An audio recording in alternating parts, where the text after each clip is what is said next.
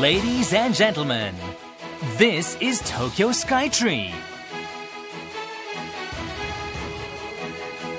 Be awestruck by the panoramic view. There are so many other fun things to do after you've enjoyed the view. Ladies and gentlemen, let's go! Let's enjoy! This is Tokyo Skytree. Omron is a company like no other. It defines expectations. Because engineers are constantly working on something new. Machines that are attuned to the way people think and move. Therein lies technology that will one day help the future. We automate. Omron.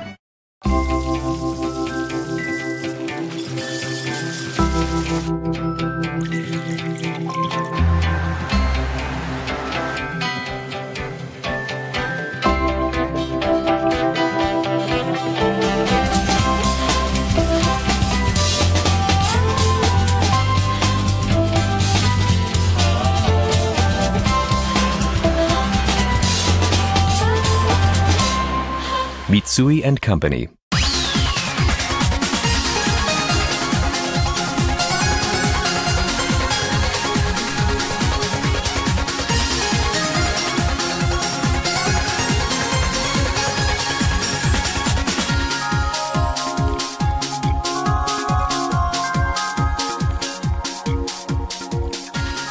Welcome to Channel Japan. I'm Maki Arai. And I'm Hidemi Naganuma.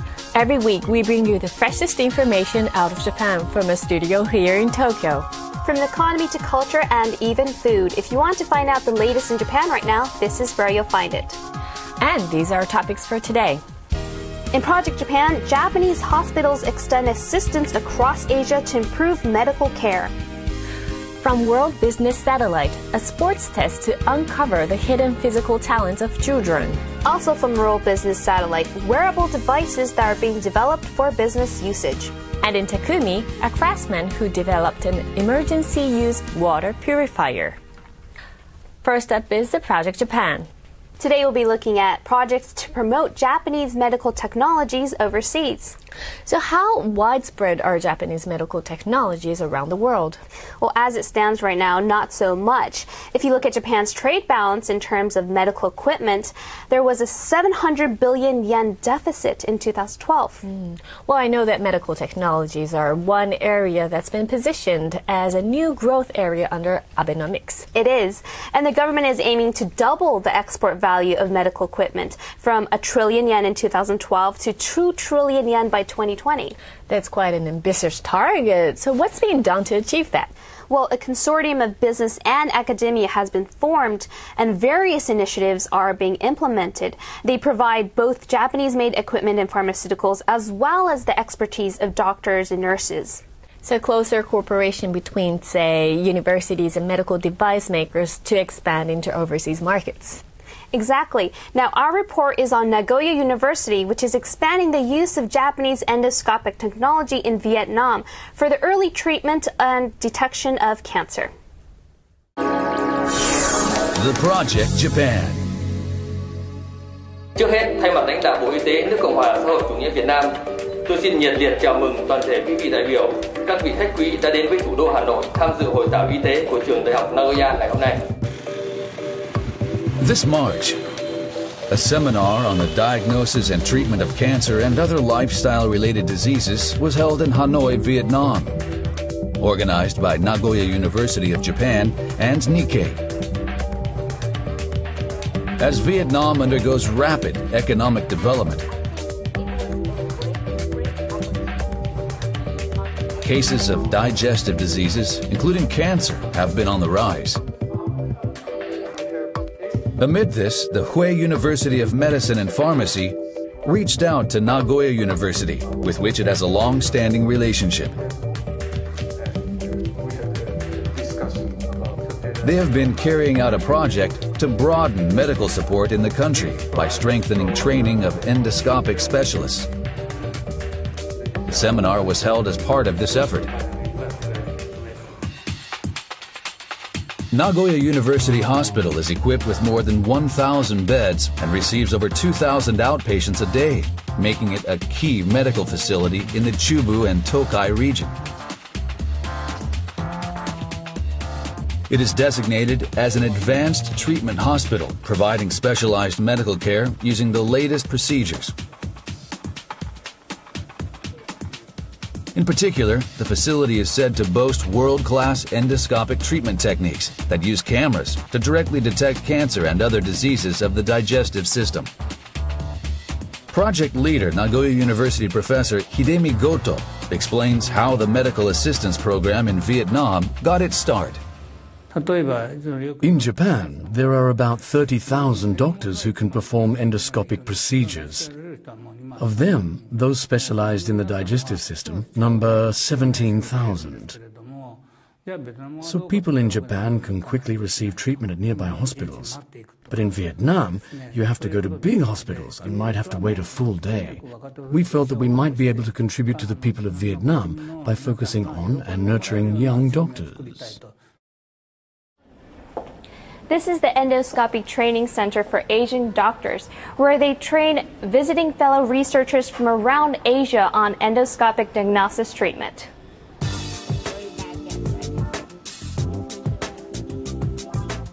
Tanyapan Chantaro Janajiri is a medical intern from Thailand.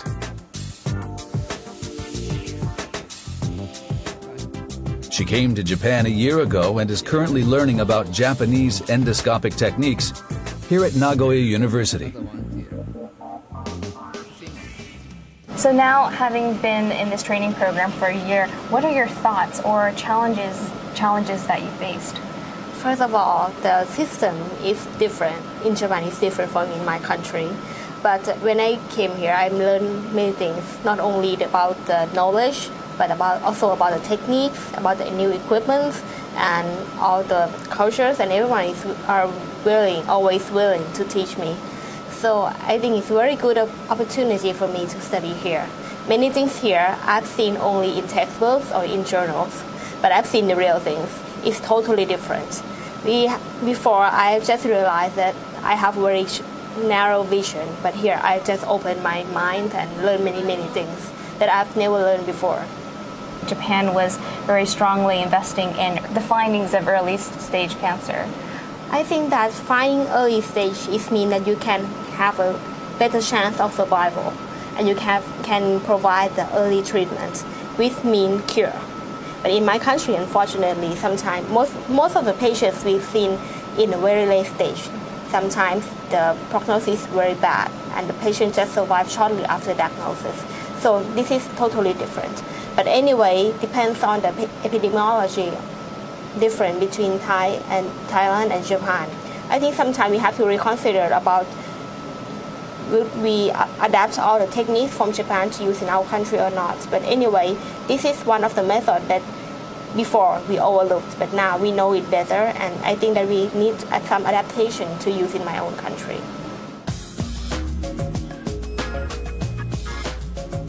To find out more about the Japanese endoscopic techniques that are drawing interest from young doctors in Asia,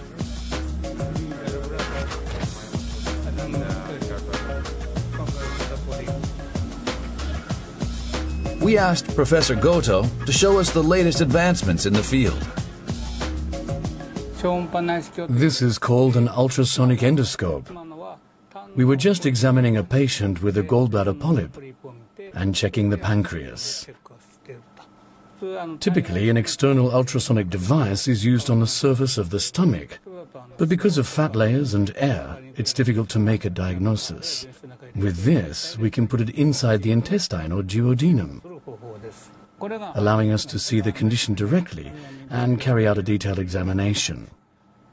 In Asia, there are many cases of parasites entering the bile duct, causing cancer of the bile duct or gallbladder. So this is a method that doctors in Asia want to study the most. By using an ultrasonic endoscope like we did, it's possible to more easily diagnose complex diseases of the gallbladder and pancreas. So there's been strong growth in interest from young doctors. We're hoping that more of them will adopt this method. In Vietnam, early cancer detection is few and far between. In most cases, cancer is found in late stages and requires surgery, or it's too advanced to even remove surgically. We're working to expand this method so that endoscopic diagnosis can be carried out properly for early detection.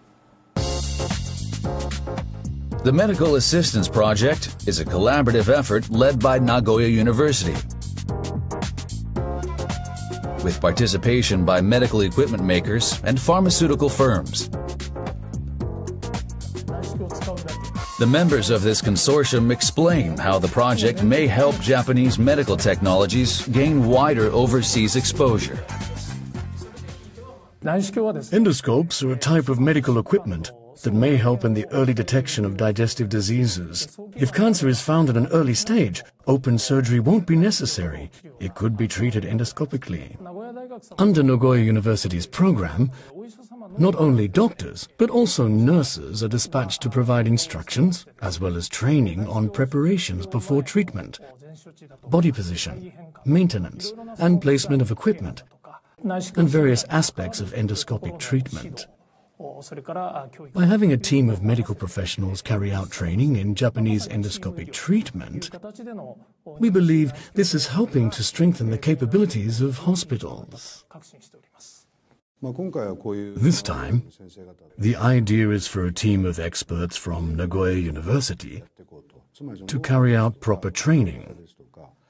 We believe a training program that leverages their know-how and techniques and employs various equipment is indispensable and effective for expanding Japanese medicine overseas. From diagnosis to treatment or prevention, we call this a care cycle. In the process, the way various equipment is used may change. In terms of getting doctors in Vietnam to actually learn about these methods, I believe this program can make a very big contribution. For many countries in Asia, the export of Japanese technologies for the diagnosis of diseases will lead to faster detection and treatment for more patients. So we believe it's very meaningful. This case study manual lists numerous actual cases and explanations of them, which will be useful for doctors in Vietnam for early detection and treatment of cancer. At the seminar venue, various devices used in endoscopic treatment were also displayed, drawing the interest of participants.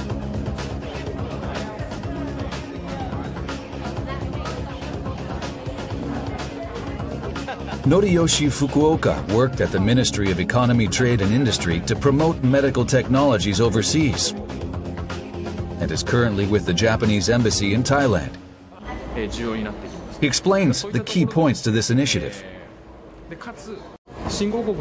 In emerging economies, the improvement of medical care is primarily the work of health ministries. Because of this, governmental cooperation plays an extremely important role.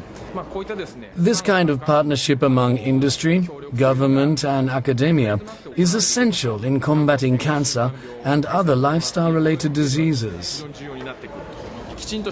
Combining proper training and equipment exports into a single package will become increasingly vital. If we can provide such a scheme, there's no other field in which we can make a bigger contribution.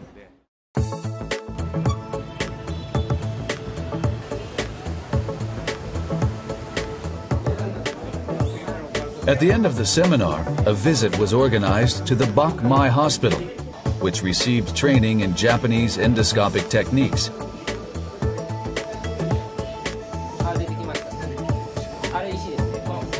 The project is said to have raised the skill level of doctors here.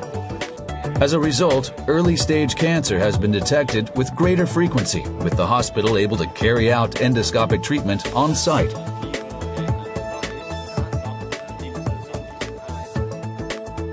Nagoya University President Michinari Hamaguchi has been a key proponent of this project. He stresses the importance of providing medical assistance overseas. A key point is nurturing experts. I believe this will depend on whether Japan can take the initiative to train experts across borders. Cooperation in the medical field requires coordination among industries and universities, as well as the government, such as the Education, Science and Technology Ministry, the Health Ministry, Foreign Ministry, and the Economy, Trade and Industry Ministry. Without that, it won't work. Even if you put in the equipment, you won't have the necessary techniques. To make use of the techniques, you need to train experts and to get the cooperation of governments for continued support. Unless these three groups operate together, technology transfer isn't possible and Japanese techniques won't be put to use. Only through the cooperation of industry, academia and government is it possible to realize the dream of providing medical assistance overseas. In the future, we'd like to work together with people across Asia. We want to carry out programs to get young doctors to understand the advantages of endoscopes, so that more of them use these devices. We've also been asked to assist in training surgical departments and entire hospitals. Endoscopy is a method to find out if stomach cancer is early stage or late stage and to prescribe relevant treatments. So we believe there's a need for more in-depth projects. From Nagoya to the rest of Asia, cross-border cooperation is leading to better medical care across the region. Well, it seems there's big demand in Asia for preventive care, which is widespread in Japan now as a way to reduce medical costs. Yes, and in fact, among OECD member countries, Japan is ranked relatively low in terms of the cost of medical care, but leads in average life expectancy and health span. And in a report by the World Health Organization, WHO, Japan was cited as having one of the best medical care systems in the world. So these recent moves to expand the footprint of Japanese medical technologies overseas isn't simply about the trade balance, but also an opportunity to nurture young doctors and contribute to the health of people across Asia. Yes, and another point is that by providing medical care in other countries, the Japanese medical community can build up its record of treatment cases. So then it will lead to the development of even more advanced technologies. And all the better if it will help improve medical systems across the region.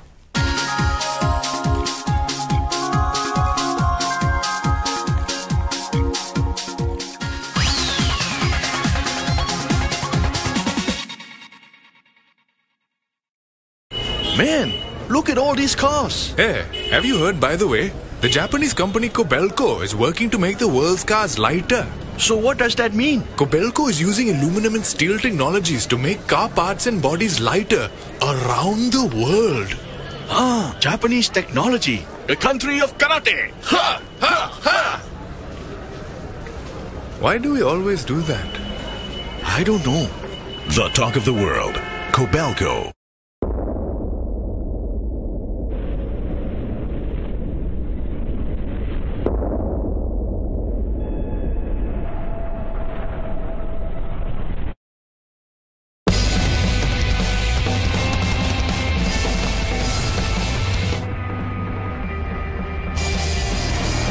The sport truck. New Mitsubishi Triton. Drive at Earth Mitsubishi Motors.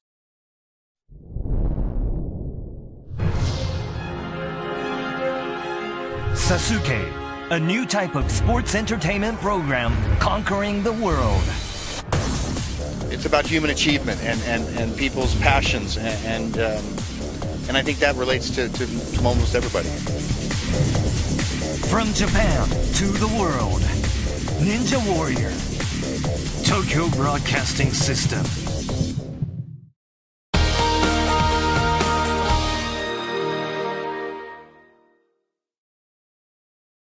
You're watching Channel Japan. Next, we have a report from TV Tokyo's World Business Satellite. So, Naganuma-san, what's the topic? This time it's a report on drawing out the hidden potential of children in the sports field. And the organization will be featuring this time has developed a sports ability measurement system that can quickly identify which sport is best suited for each child. So it's not simply about testing physical abilities. How does it work? Well, for example, to play soccer, you need to be able to run quickly and have agility. Or in basketball, the ability to jump and to react quickly is crucial. Or in fencing, you also need to react quickly as well as have flexibility. So I understand that by collecting a vast amount of data, it's possible to pinpoint common characteristics of children that are good in sports. Yes, taking advantage of these big data could lead to big business opportunities.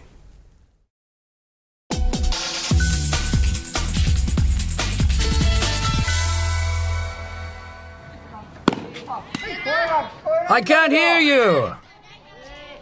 Elementary school students in the middle of a tough fielding drill. Among them is a girl, Ami Kumaoka, a 6th grader. She started playing baseball in 3rd grade.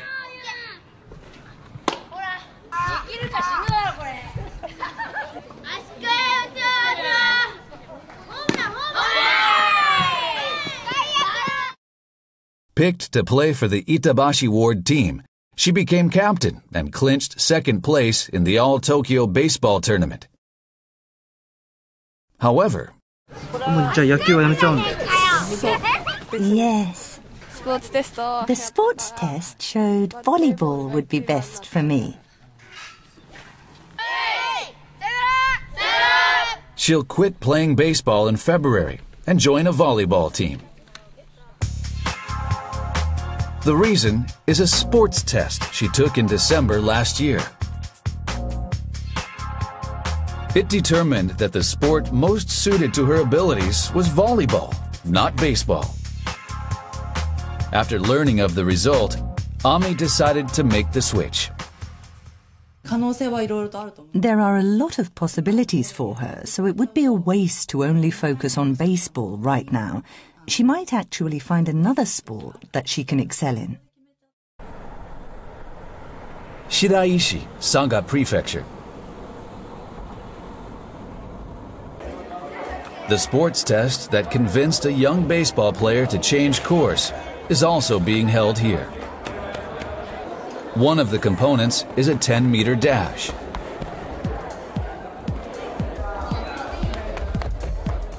On the ground are unusual devices. When a child runs past, a graph appears on the computer.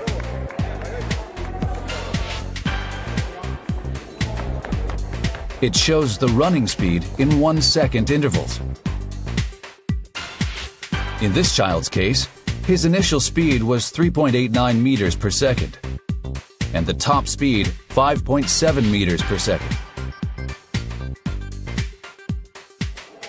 Using the latest equipment, they can find out not just if someone is fast or slow, but also the starting speed and top speed. This is a jumping test. A sensor to measure acceleration is fixed to the pole. By making the child jump consecutively, they can also measure springiness. There are other tests, such as for agility and ball throwing. The ability to react to visual stimuli is also measured. Performance in 8 areas is evaluated. The aim is to find out what each child's strength is. And out of 69 different sports, the one that's best suited for that child is derived. They include Olympic sports, as well as minor ones with few participants. It takes just 40 minutes to take the test and get the results.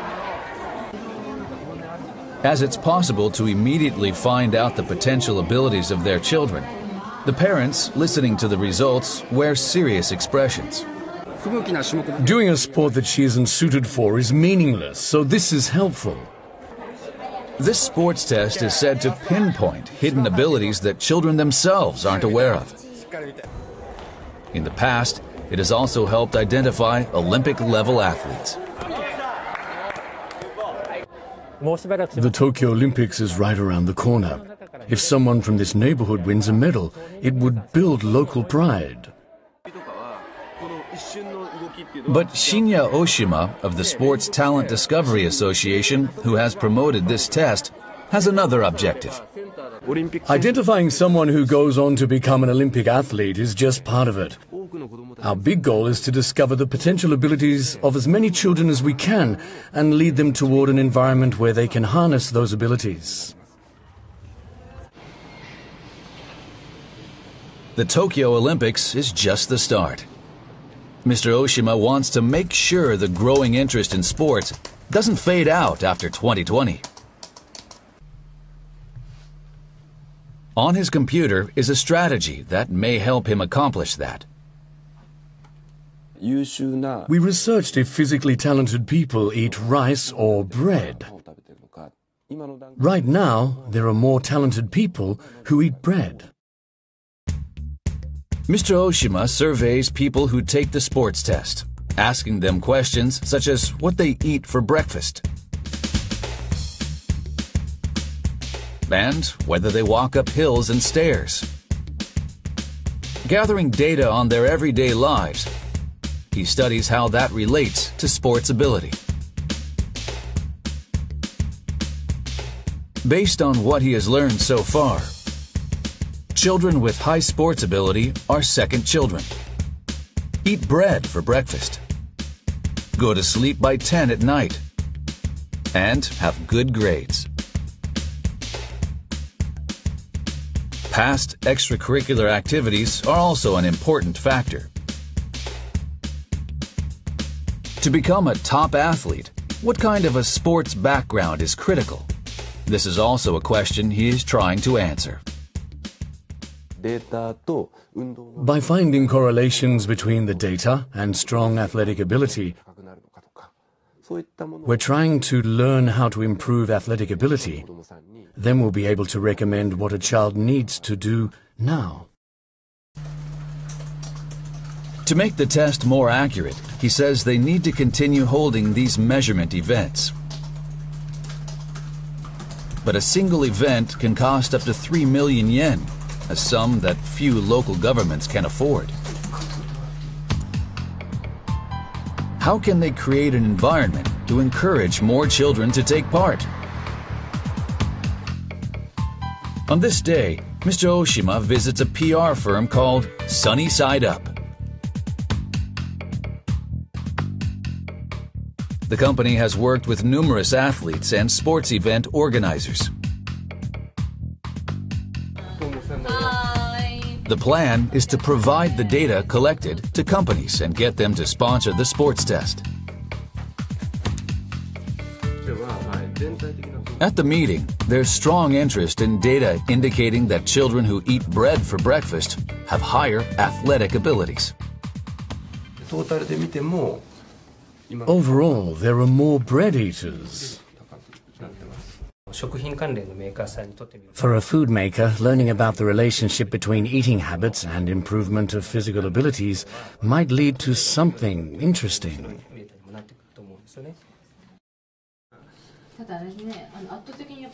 Mr. Oshima says home builders are also expressing interest in this unprecedented trove of data. For companies, I believe our data is extremely valuable. We'd like to do events together with companies that can contribute to our efforts and also create new value from the data. How to identify the hidden athletic talents of children and harness them? The challenge of nurturing athletes beyond the Olympics has just begun. That was interesting. It would be great if these activities help expand the playing field for Japanese athletes. Yes, and more participants in each sport will increase competition and would help develop world-class athletes, which would benefit the entire industry.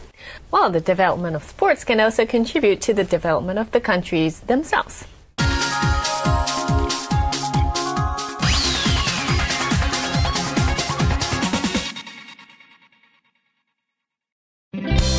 We do our jobs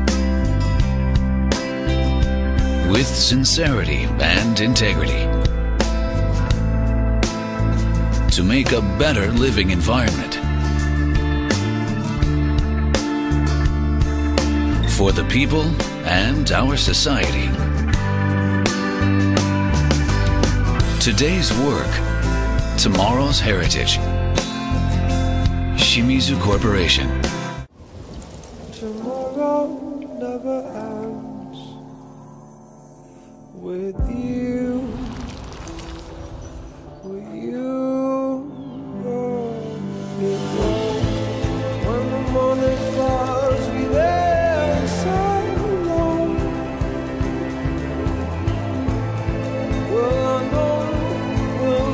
For life's greatest moments. Bridgestone. Asia, the engine of the global economy. Japan, a regional powerhouse. And now, direct from Japan, economic news with a global impact in Chinese, delivered by Nikkei. Read the future, lead the economy. Nikkei, Japan's leading media for business.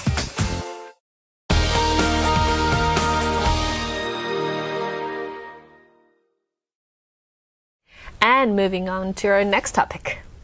Yes, is this. It's Google Glass. Yes, you're right. It's a wearable device that was being sold in the US and the UK, but this January, the company stopped selling it for the mass market.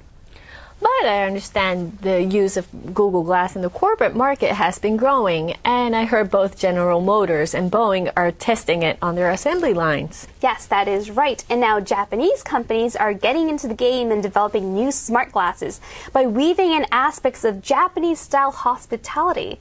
And they're apparently expanding their reach in the business market. Take a look. A large plant of Panasonic in Gunma Prefecture. Being made in one area of this vast compound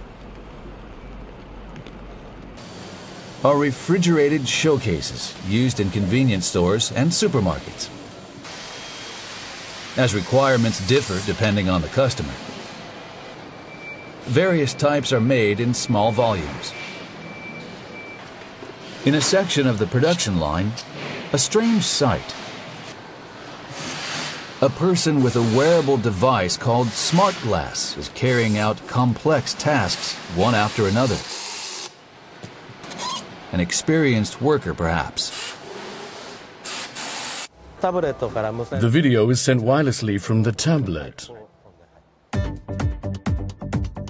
What she's looking at is this. Pictures of the work process displayed one by one in order. A work manual with pictures.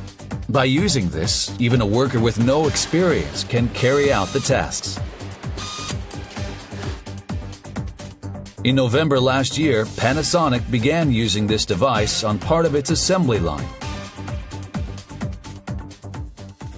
From the first unit to the second, you gradually become better at the task.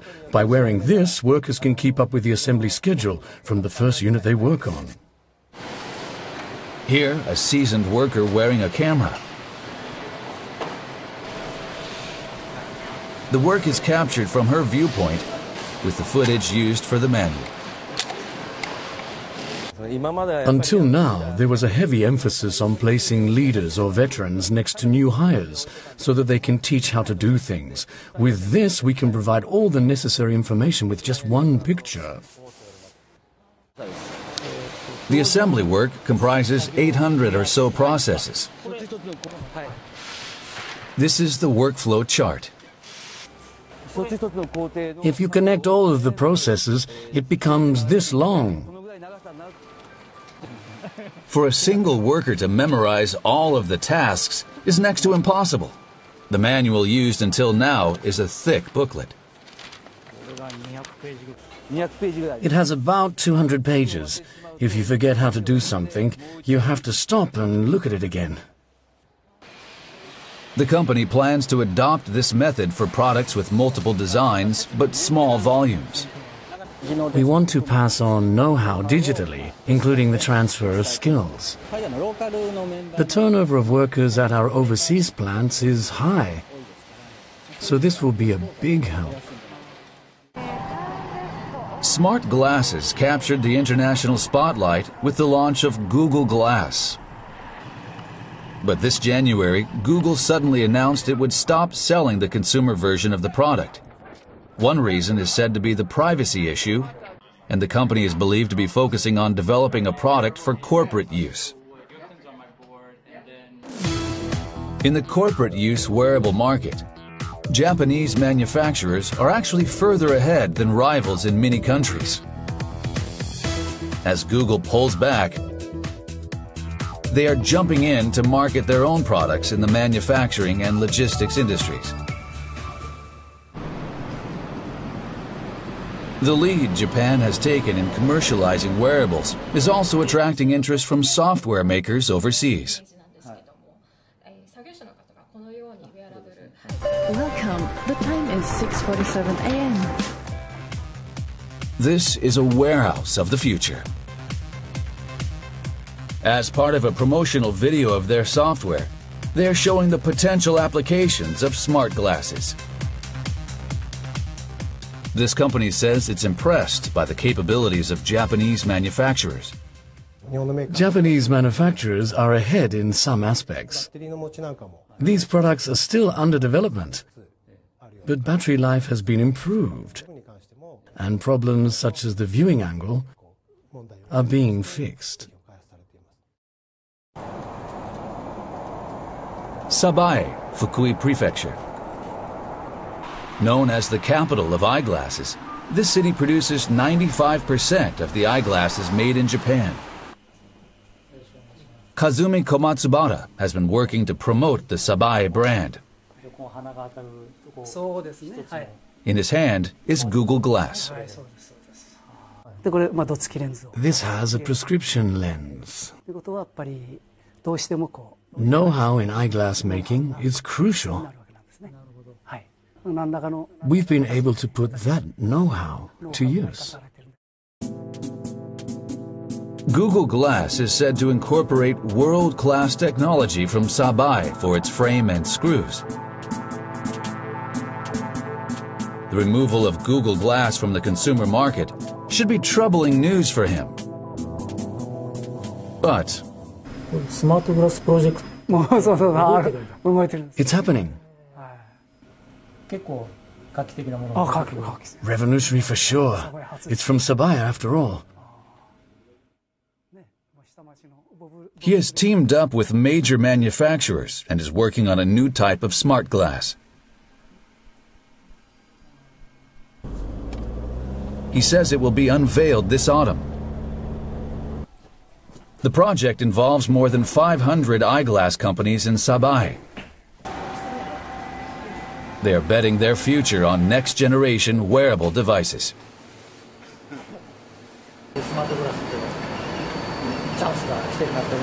It's here.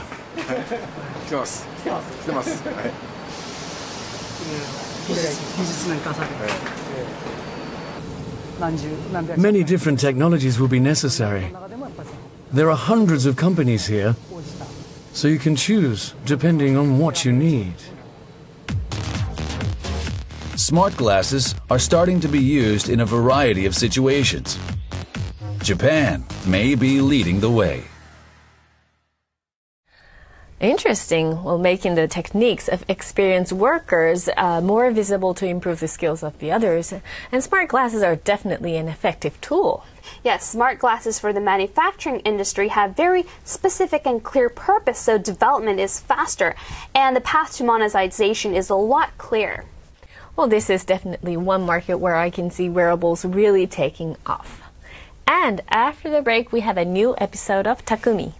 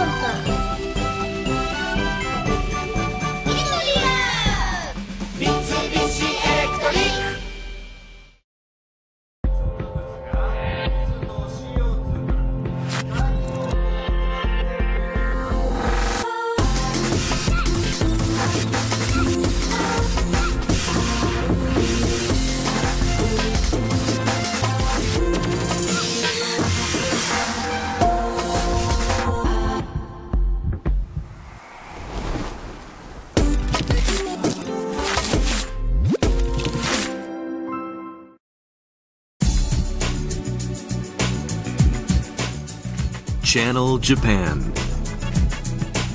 Your source for the voices and views of people and businesses across Japan. The latest reports on Japanese companies, culture, and technology. Find out what's happening on the ground. Every week, direct from Tokyo, Channel Japan.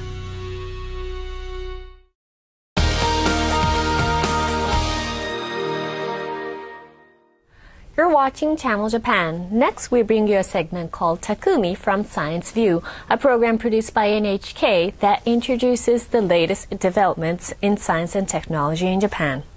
Takumi literally means artisan in Japanese. It's a word to describe craftsmen with exceptional skills. So, who's our Takumi today? Well, our Takumi is a maker of a water purifier. But the Takumi we'll be introducing today developed a device to turn seawater or polluted water into drinking water. Take a look.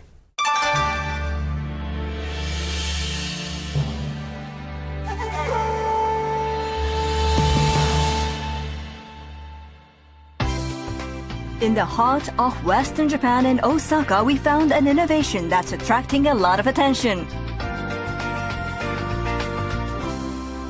Hi, I'm Michelle. I'm in Suita, Osaka Prefecture. Today's Takumi has invented a groundbreaking device that relates to this. Water. Let's go and find out more. Hello. Hello. This is Yoshiaki Maeda, today's Takumi or innovator. He first took us to see this device. First of all, take a look at this. This looks like a small power generator. What is it? It's a water purifier that can convert seawater into drinking water. In fact, this device is used to purify water in disaster situations. Not only seawater, but also water from rivers and lakes can be purified to drinking water standard. 16 of these machines were sent to areas hit by the earthquake in Tohoku in 2011, offering safe drinking water to a large number of people. In as little as 1 hour, this water purifier can convert 54 liters of seawater or 156 liters of fresh water into drinking water. In a test on water from the Yamato River that runs through Osaka, the device filtered out almost all E. coli and similar bacteria, other toxic substances, and most chloride ions as well.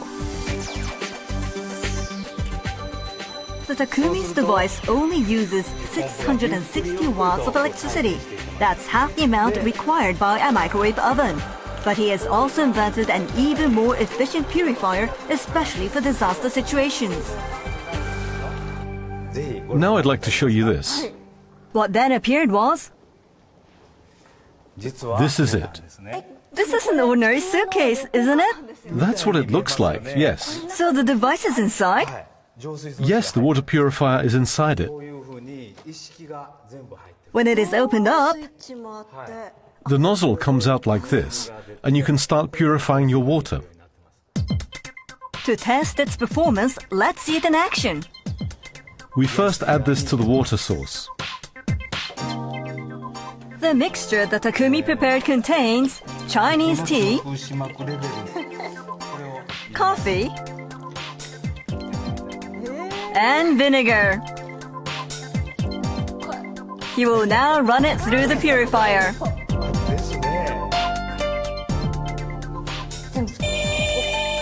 After the device is switched on, it starts purifying in just 15 seconds.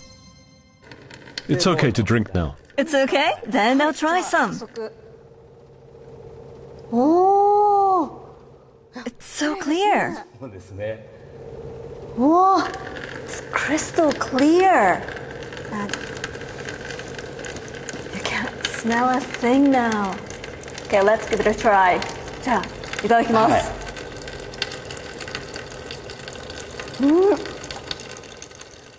There's not a hint of the other flavors you added. The result is plain to see. The coloring in the Chinese tea and coffee and the vinegar elements are all completely filtered out. The particles removed measure between 1 to 100 nanometers, too small for the average conventional water purifier to remove. Filters used in many conventional water purifiers are made using activated carbon or hollow fiber membrane and have pores as large as 100 to 1000 nanometers. Iron rust and bacteria are large in size, so they can be trapped by these filters. But matter smaller than that will get through the filter's pores. That matter can include toxic materials such as dioxins and viruses. The Takumi's purifier can remove just about all of these toxic substances. The secret lies in these filters. And the one that plays the most important role is number 3. We took a look inside. It contained a scroll-like tube. This is called a reverse osmosis membrane filter. It has tiny pores of 0.1 nanometers over its surface. Water molecules are 0.098 nanometers across, so they can clear the pores, but dioxins and viruses which are larger cannot get through. But the Takumi did face a problem. The membrane's pore size is not entirely uniform when manufactured, so he could not remove all of the toxic material to achieve the target benchmark level. No matter what I did, I couldn't filter them all out with the reverse osmosis membrane. I was stuck. So I put all of the reverse osmosis membranes I had together, dozens of them. Still no success. Then I tried with another and another, but I still couldn't make it work. After countless attempts, the Takumi had another idea. Of course, that's it.